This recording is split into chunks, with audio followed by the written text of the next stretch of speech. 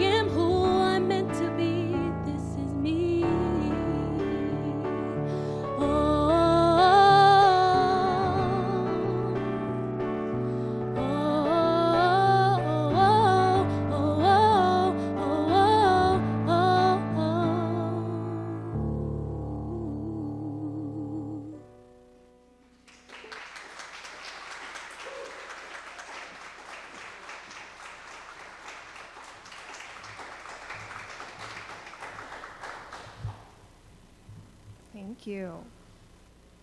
Welcome to our in-person and live stream service of the River of Grass Unitarian Universalist Congregation, where we have gathered partly in person here in this room together, and partly online through Zoom and Facebook Live, so that we may all continue to go and grow and flow the riverway. I'm Tanya Gustafson, and my pronouns are she and her. You here in this room, we welcome you. You on Zoom and Facebook, we welcome you. However you made your way among us this morning, we welcome you. We enter into this time together to connect again with one another, with the holy by any name and the light of love within us all. While we remain mindful that not everyone can breathe easily, let us pause here to breathe into our time together.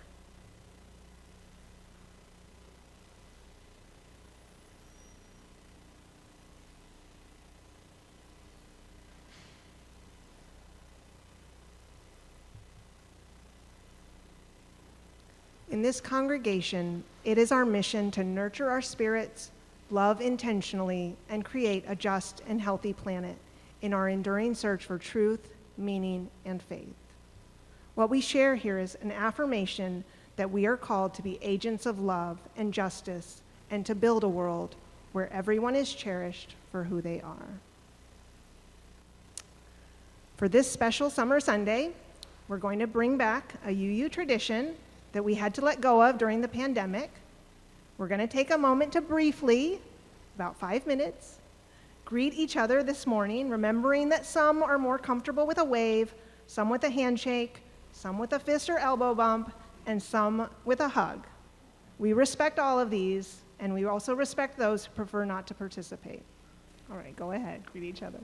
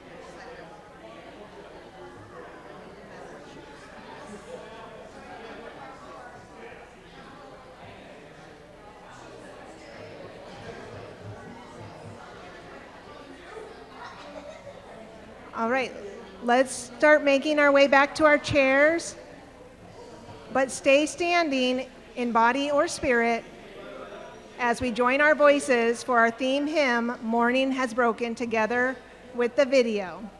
Go ahead.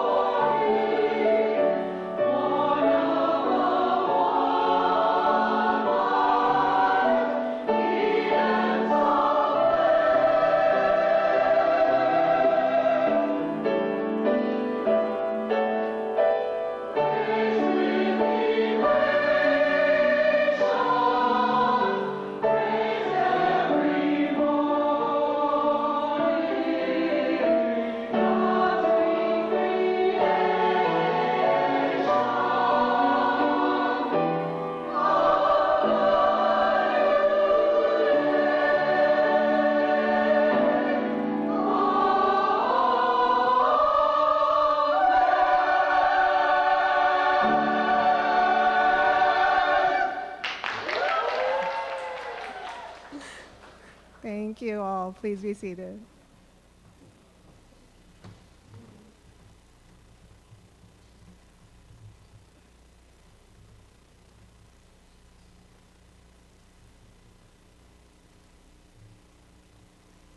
Good morning.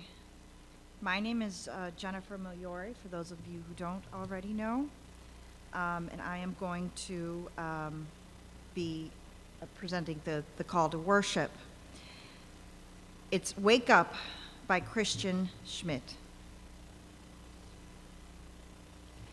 Let us wake up, not just from the Sunday morning exhaustion, from the wish for a few more drowsy minutes in bed. Let us wake up to this world we live in, to its beauty and wonder, and also to its tragedy and pain. We must wake up to this reality that not all in our world have what we do, however much or little that is. We must wake up to the idea that our wholeness, our lives, are only as complete as the lives of those around us, of those we are inextricably tied to in a great web of mutuality of which all of us are a part. We must #stay woke. In the words of our friends and colleagues involved in the Black Lives Matter movement, working every day for racial justice in our country, let us wake up, let us stay awake, let us #stay woke. And now, in this time and place, let us worship together.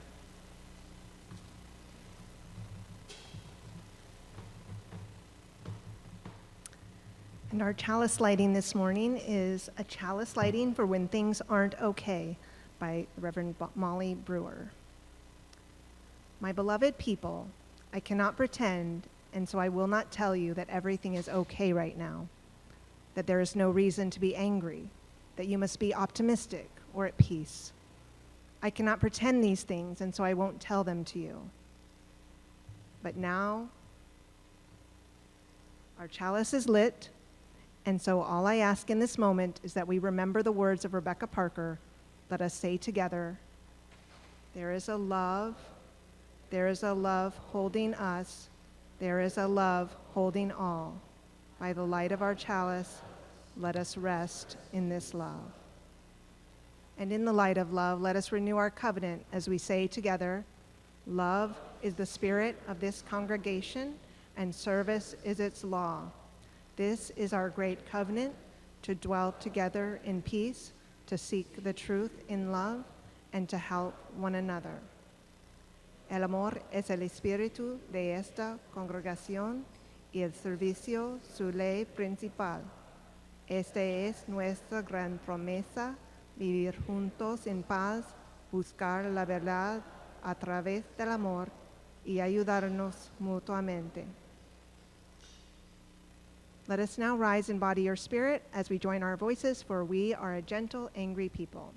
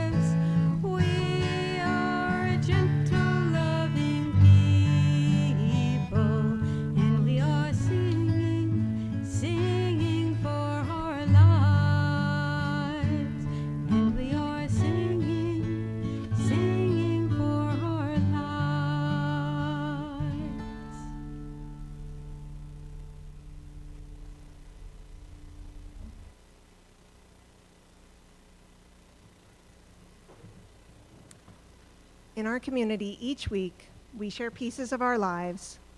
Let us take a moment here with people who love us for exactly who we are right now. Here in the room, we'll share from the book. It's up here. If you're in Zoom and would like to share a thought, a prayer, a joy, or concern, in this moment, write it in the chat, and we'll lift them up together. As William James wrote, "We are like islands in the sea, separate on the surface, but connected in the deep." Let us share a moment of silent reflection, connecting us to all who are in need.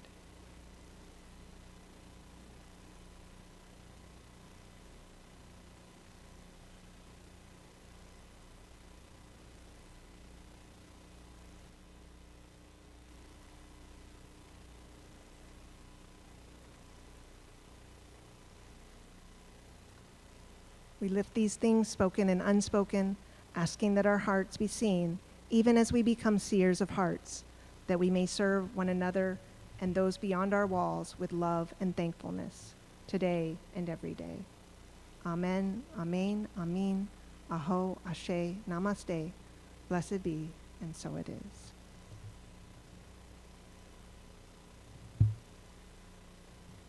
We sustain and strengthen this beloved community and its work in our world through the gifts of our time, our skills, our love, and our money. Each Sunday, half of our undesignated offerings go to LifeNet for Families, which provides meals, clothing, and support for those in need here in Broward County. The other half supports our mission and ministry at River of Grass. You can scan the QR code on the screen or text the number on the screen to donate.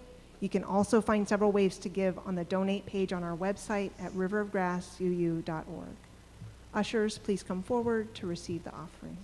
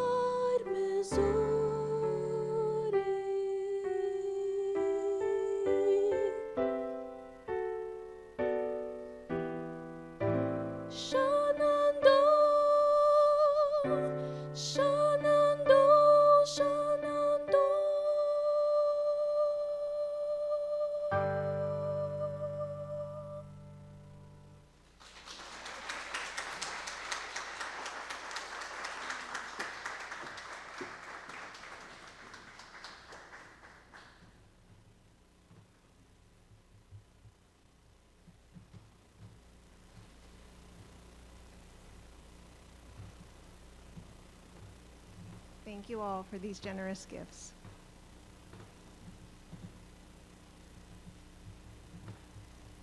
Now, if all the youngins and young at heart can come forward to share our wisdom story.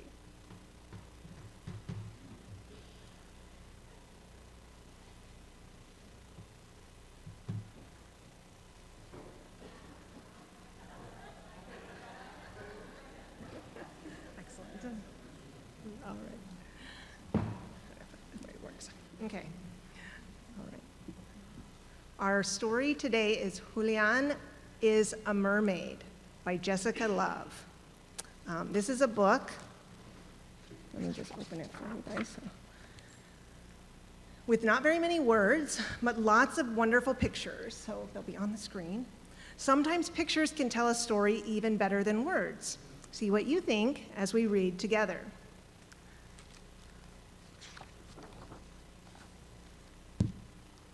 Oh, this is a boy named Julian, and this is his abuela. And those are some mermaids. Julian loves mermaids.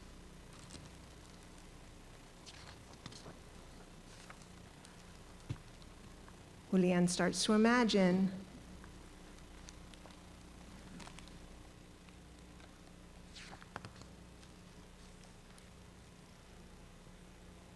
what do you see? Swimming with a bunch of fish.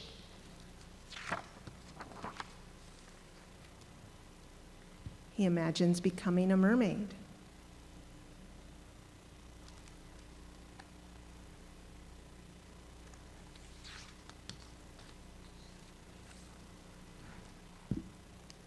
His abuela brings him back to reality when she says, "Vámonos, mijo. This is our stop."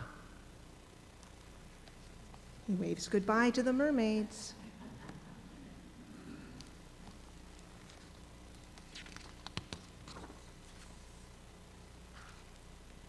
"Abuela, did you see the mermaids?" asked Julian. "I saw them, mijo," says his abuela.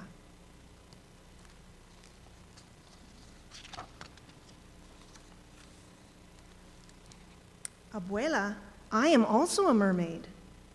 Abuela replies, "I'm going to take a bath. You be good." Doesn't listen.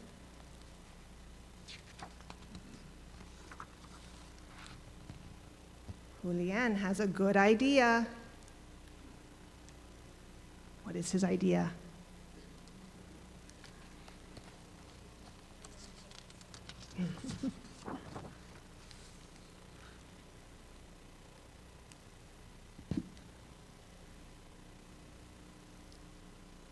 What is his idea?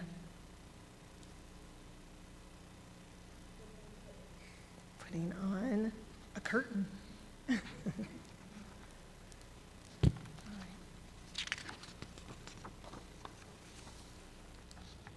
Abuela sees what Julian has done. Oh, uh-oh. What does Abuela think? She leaves.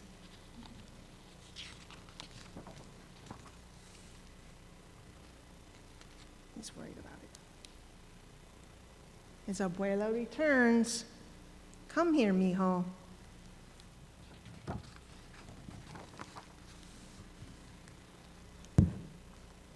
And what does she have for him? A necklace. He says, "For me, abuela?" She says, "For you, Julian." Right here. "Where are we going?" Julian asks.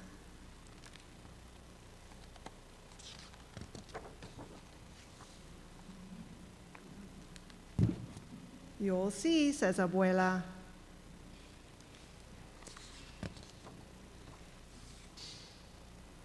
And they do when they arrive. "Mermaids," whispers Julian. All the mermaids.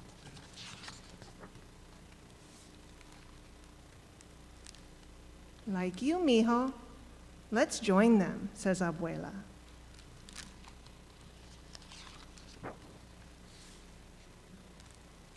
And they do.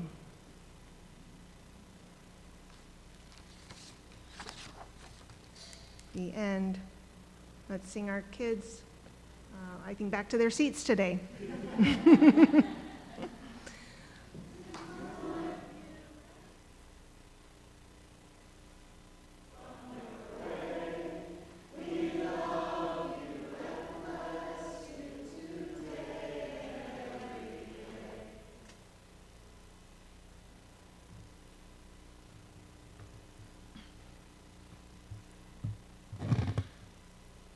Today we share words from the Reverend Amy Brooks, who is a cisgender, queer, Australian-born immigrant to the United States who loves a good cup of hot tea and hates mornings.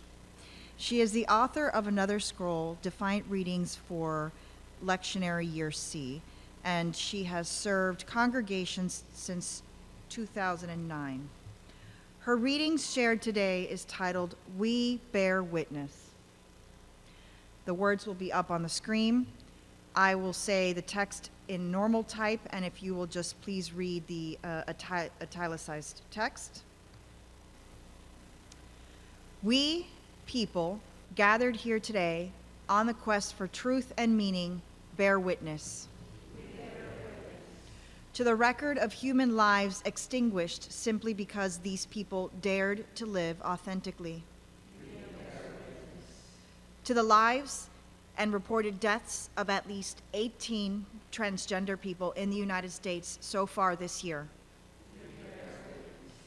To the unreported ones, uncounted ones, the unnamed many, whose lives and deaths will only ever be known by the universe.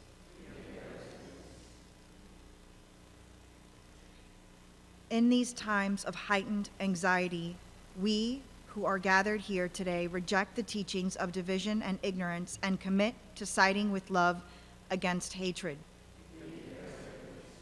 against closed-minded ideologies that excuse evil acts in the name of religion, against any administration that seeks to fuel their rise to power by threatening the lives of transgender, genderqueer, and non-binary people, against systematic power structures that treat transgender, genderqueer, and non-binary people, particularly those who are people of color, as being anything less than human. On this day, we who are queer folk and allies gathered together uphold the first principle that speaks to the inherent worth and dignity of every person. For those transgender, genderqueer, and non-binary who are gathered among us today. For those who are allied to the cause of protecting our transgender, genderqueer, and non-binary siblings. For those who exist boldly, unapologetically in public spaces as fully authentic transgender, genderqueer, and non-binary people. These deaths have not gone unnoticed by us. Sacred transgender, genderqueer, and non-binary lives do not go unnoticed by us.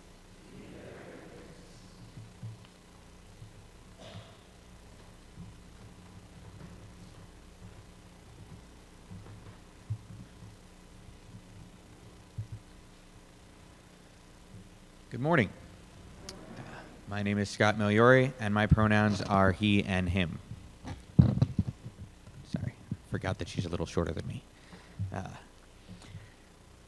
So, as you all have seen, the message this morning is titled Hurricane Season, The Gathering Storm and Trans Refugees. When I agreed to give this message back in April 2023, I did not actually have any idea how bad the legislation was going to be. We knew which bills were proposed, but at that time we could not possibly have seen how many of them were going to pass. And sorry, my phone thinks I want to search for all of the things that I'm saying. So I want to spend a few minutes this morning going over the 6 bills that have passed the Florida legislature this last legislative term targeting the LGBT community. And I think it's important that we do this because as I was thinking this morning about, well, not this morning, this week, about what my message was going to be, I came back to a post that I saw on Facebook a few weeks ago where a friend of mine was sharing that her family can no longer travel to Florida following the travel advisory. And one of the first comments on the post in response to this outpouring that it wasn't safe anymore for her family to travel here was that arguably it never was. And that stuck with me because it's not true. It's not true that it has never been safe here. It is true that we're the state that in 2005 took away a trans man's children and held that he had no right to the children he'd raised from birth. And it is true that we're the same state that denied a woman's family the right to see her before she passed back in 2008. But we're also a state that in 2010 lifted the ban on LGBT adoptions.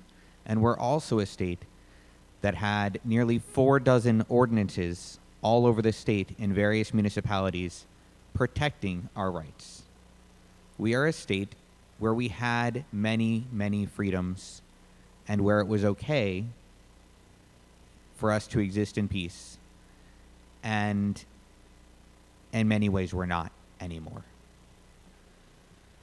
So I'm just going to go briefly through the bills just to make sure that we're all on the same page, because I know that it's been difficult to get information about what has and has not passed. So the first bill I'm going to discuss is HB 1069, which I'm sure that pretty much everybody has heard of at this point because it's the Don't Say Gay expansion bill. This bill was signed into law on May 18th, and it becomes effective on July 1st. This bill is the one that says there will be no instruction on sexual orientation or gender identity in K through 8 education. It also says that it is false for employees of the school districts, including charter schools, to give children titles and pronouns that do not match their gender assigned at birth, a gender that they're tying solely to your internal and external genitalia at the time of birth. This is how most of the bills treat gender and sex. There's no real indication of how exactly they're planning to enforce that, but that's what we're left with. It's also a bill that says that not just school libraries, but classroom libraries have to be cataloged, and that books should be removed on the complaint of one parent pending the hearing. And if you don't like how the school board decides, you can appeal to the Department of Education, which has the final say in whether or not the book will stay in classrooms.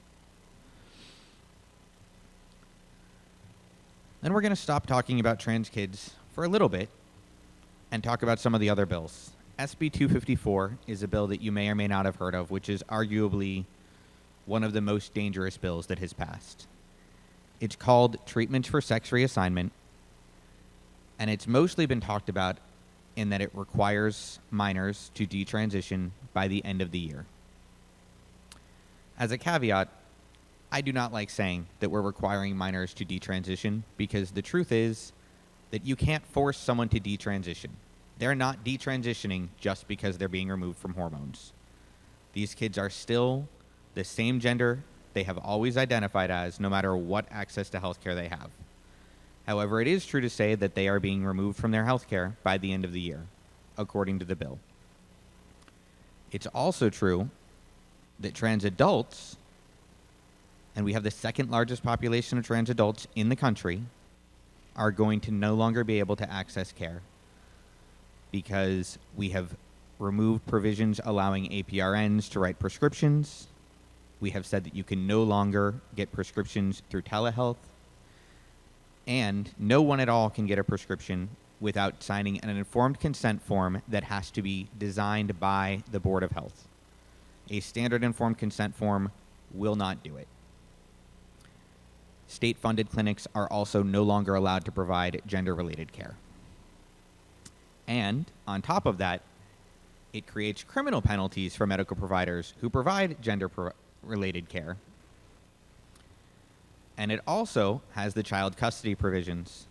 Some of you may remember the case involving a lesbian couple where one person moved to Virginia in order to keep her partner from having access to the child before fleeing to another country. The intent of these provisions is to allow people to do that. The intent of these provisions is to allow couples who disagree about whether or not their child needs gender-affirming care to remove the child into the custody of the non-supportive parent, even if they don't live in Florida and they just want to come here. And the dangerous part of this is that it defines gender-affirming care as a form of physical harm to the child. Moving along briefly to the other bills before I discuss what all of this means. HB 1521 is the facility requirements based on sex. This bill also does not go into effect until July 1st. It defines female and male as people who produce eggs versus people who produce sperm. And it says that educational institutions, correctional institutions, and public buildings, which means any building leased by a governmental entity, which generally includes stadiums, parks, arenas, lots of things that we may not think of as public buildings, but are, must have separate facilities for men and women or single-sex stalls, and it creates a criminal penalty for entering the bathroom of the wrong gender and then refusing to leave. SB 1438 is a bill titled The Protection of Children. It was signed and put into effect on May 17th. Technically, all it does is create criminal penalties for exposing minors to adult performances.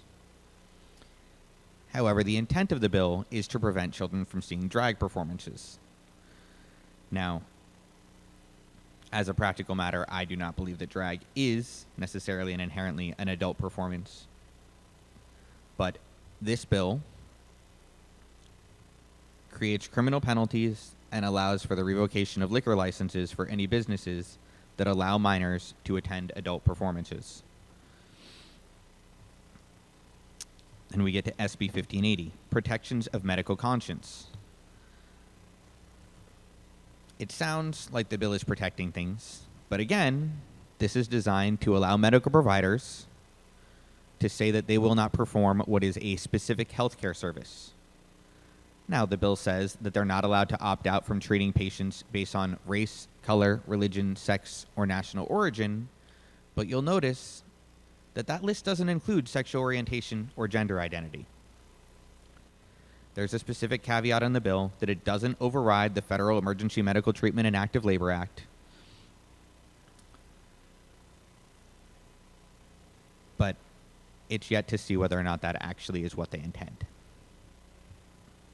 The final bill is SB 266, which is the higher education bill. And I'm sure that many of you have heard about it in other circumstances, because this is the bill that is his anti-woke act that removes funding for any sort of diversity, equity, and inclusion programs. It creates tenure review, mandatory tenure review every 5 years, and it creates some truly horrific state propaganda mechanisms within our higher education institutions. And there's a lot more going on in that bill, but because it's not specifically targeted at LGBT, it could be an entire message unto itself. So these are the 6 bills that have passed. And it might sound great that only 6 of them passed because there were well over a dozen bills. But what really happened was that pretty much all of the bills passed by being consolidated into other bills. And we're already seeing the chilling effects of these bills. Before SB 254 passed, Nicholas Health said that they were no longer going to provide gender-affirming care to anyone in the children's hospital system, regardless of whether or not they were still minors, and regardless of the fact that at that point, the bill had not passed. Planned Parenthood, Care Resource, dozens of other health providers have stopped providing hormones to their adult patients. Most of them were providing care through APRNs, which they are no longer able to do. Some of them were receiving state funding, so they're no longer able to provide care. And when it comes down to it, even private doctors in private practice who are MDs or DOs are currently not providing hormones to most people. Most of you know that I am a trans man. I have been on HRT for over a dozen years.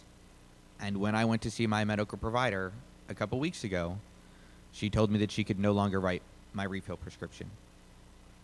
And this is a doctor in private practice. This is a doctor who the bill does not apply to. But it doesn't matter because people are so afraid of the criminal penalties that are being provided in these bills and the civil liability that is created in these bills that they would rather not continue to help the trans community. The only bright spot in the legislation is that the bill regarding birth certificates and identification did not pass. However, in anticipation of the fact that the bill was going to pass, the Department of Health stopped processing birth certificates in February. And when I last spoke with the Department of Health regarding clients that I have whose birth certificates were submitted, they have gotten more requests for birth certificate changes this year than any year ever in the past, as people tried to get in just squeaking under the line, and they just can't keep up with processing them.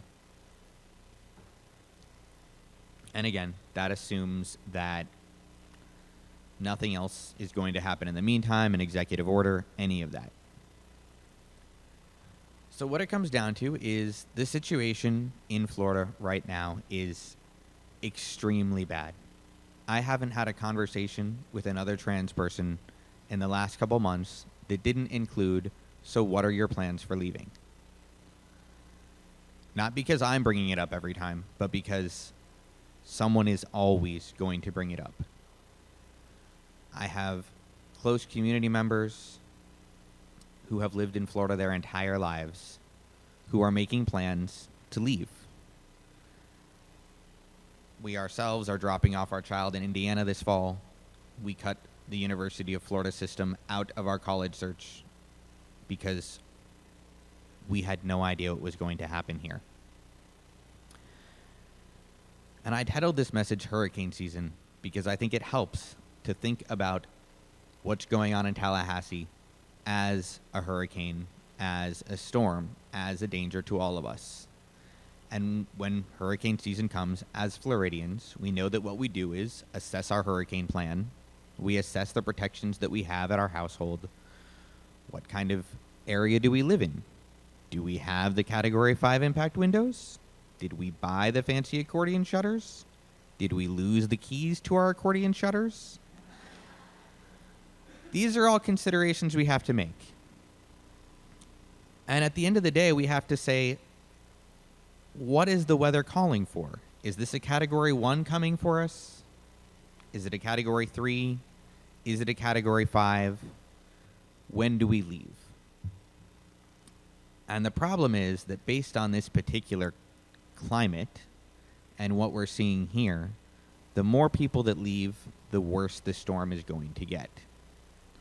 But at the same time, if you're in the middle of the Category 5 hurricane, you don't stay there in your house that's missing any hurricane protection.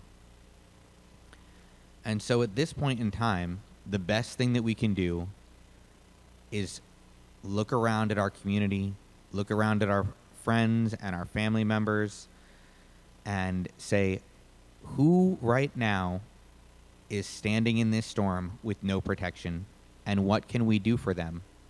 How can we get them somewhere safe? And for some people, somewhere safe is going to mean another state. There are several organizations right now that are helping trans people get out of Florida. There are some organizations through the UUA, I believe. I know several nonprofits And I'm happy to provide information on any of that with anyone who needs to be able to locate those resources. And for our own family, it may come down to having to leave, because this is a very, very dangerous situation. But if you can stay, if you're not directly affected by these bills, if your lives are not in danger by these bills, and let me be clear, people's lives are in danger. There is a bathroom bill set to go into effect on July 1st. And while the bill says that it applies to public bathrooms, public buildings, and that an employee has to ask you to leave, bills like this are going to allow people to clock people that they think are trans and confront them. And it is going into effect the exact same day that the permitless carry bill is going into effect. And if you think that no one is going to die over this, then there is a bridge in Brooklyn that I would like to sell you. On top of that, we have these protections that are being eroded for a reason. The number of stories I've heard of trans people who have died because providers have refused to treat them in emergency situations is the reason that the federal bill exists. And while we say in the language of the statute that that's not what that means, you're not allowed to just refuse to provide emergency service, we are going to be seeing that happening. We are going to have more lives lost, and that's why I felt it was appropriate to have our responsive reading, even though that's traditionally a TDOR message, because we are on the brink of an uptick in violence. 2021 was the year on record that resulted in the most violent deaths of trans people, and it has increased every year. Now, not all the news is bad. This past week, the district court ruled in favor of the minor children who were seeking HRT and access to HRT over the Department of Health restrictions. But there's no guarantee what's going to happen at the next level of the court system. And the ruling itself didn't deal with some of the most troubling parts of SB 254 because they weren't passed when the motion was made.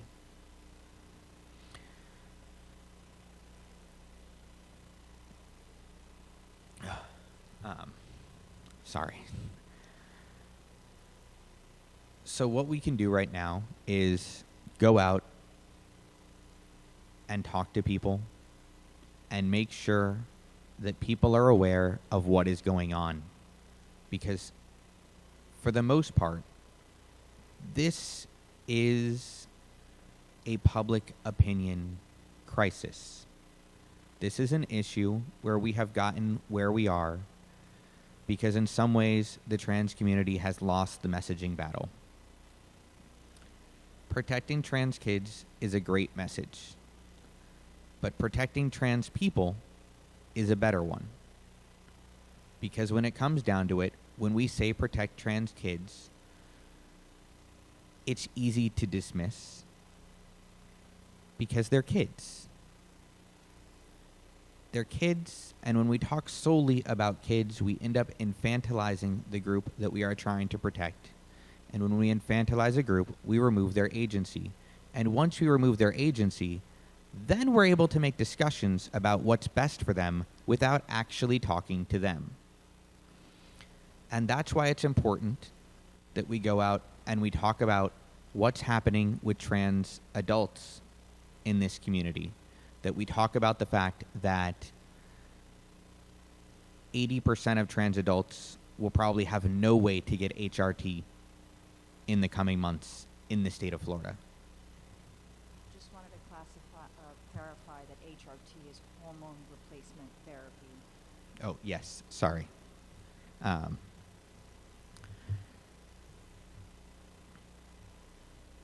But this is the situation that we are in right now. And most of what we can do is just bear witness at this moment. Bear witness and continue telling the stories that we have. Get out there. Vote for the love of God. Vote. Do something to talk to someone in your lives who might think that these bills are okay, that these bills are just preventing harm to children who haven't made up their minds yet. And make sure they know what's actually going on out there. Because the danger is very real. The danger is here. And for a lot of trans people, the time to leave is 2 months ago. We don't know yet what else is coming. We can expect that it is coming, and that no matter what cruel and terrible thing that we expect will happen next, they will come up with something crueler and more inventive and more painful unless we're there standing up and reminding them that we're here. So right now, I leave you with this thought. We might not be able to prevent all the harm that's going to come, and more harm is going to come. But eventually, we are going to come around to another brighter day. And since we're not meeting in person in July, anyone who happens to still be in the state of Florida on July 2nd can show up for the We the People March in Fort Lauderdale. And it is most important of all that our allies be there, because when our allies don't show up, we just end up putting more trans people in harm's way.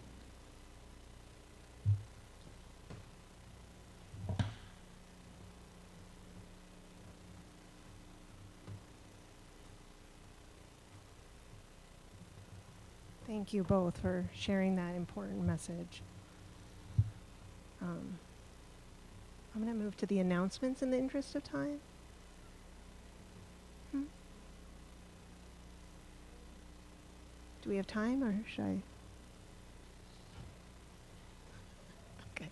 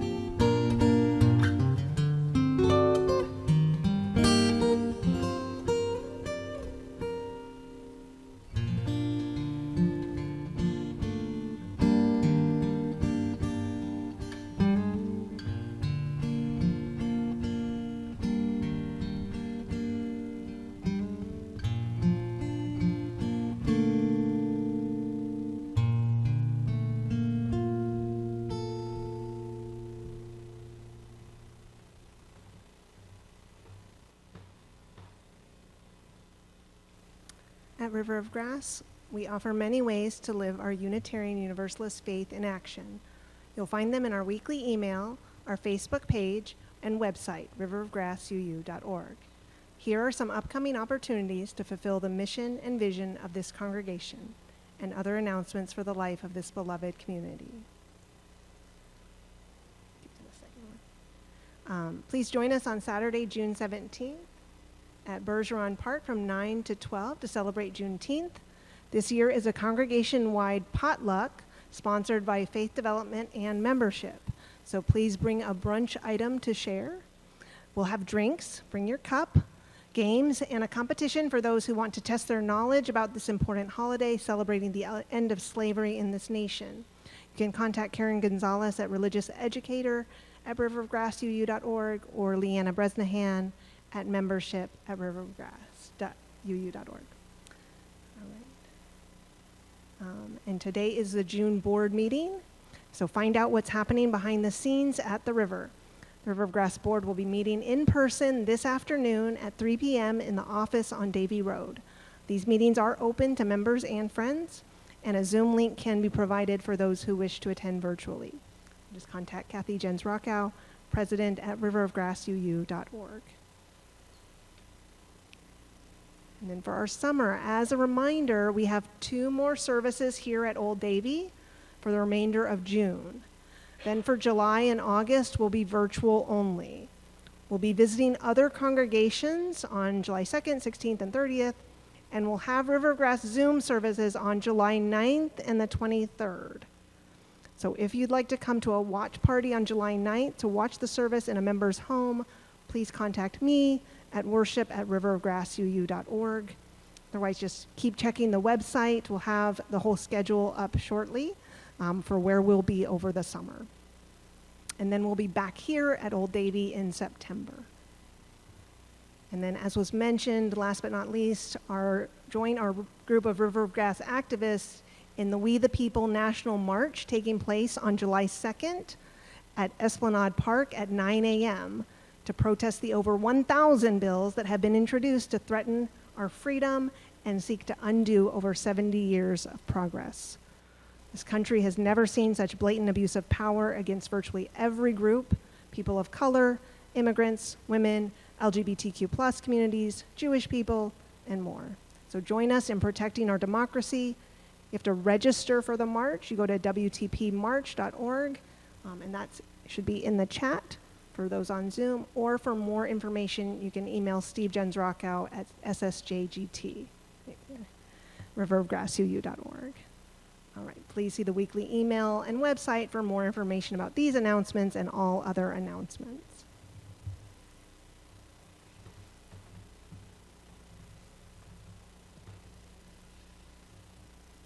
Thank you for that powerful message today. It's said that if you call yourself an ally and you're not getting hit by stones while standing next to your trans brothers and sisters, are you standing close enough? We extinguish our chalice today with words from Vanessa Tatang, who is a biracial, first-generation, African-American, pansexual, and disabled individual. She attended Smith College for a bachelor's in philosophy and sociology, and Wheelock College for a master's in organizational leadership before finding Unitarian Universalism and her call to ministry.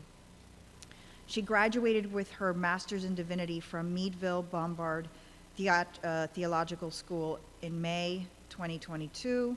She is the proud mother of her daughter, Amelie. Vanessa is a member of the Unitarian Universalist Church of Ellsworth, Maine.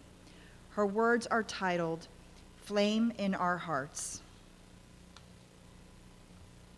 Like the flame of the chalice, may the flame in our hearts burn, remain unextinguished.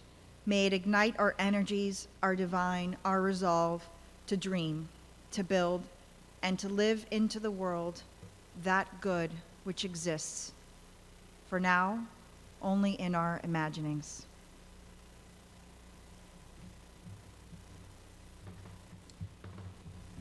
And in these changing times, let us be all the more vigilant to hold before ourselves a vision of the world transformed and dare to transform ourselves to make it so.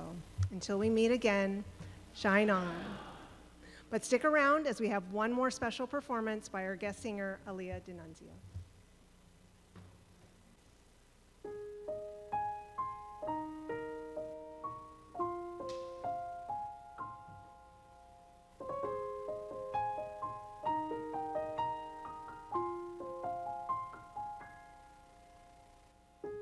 I'm trying to hold my breath, let it stay this way. Can't let this moment end. You set off a dream in me, getting louder now. Can you hear it echoing?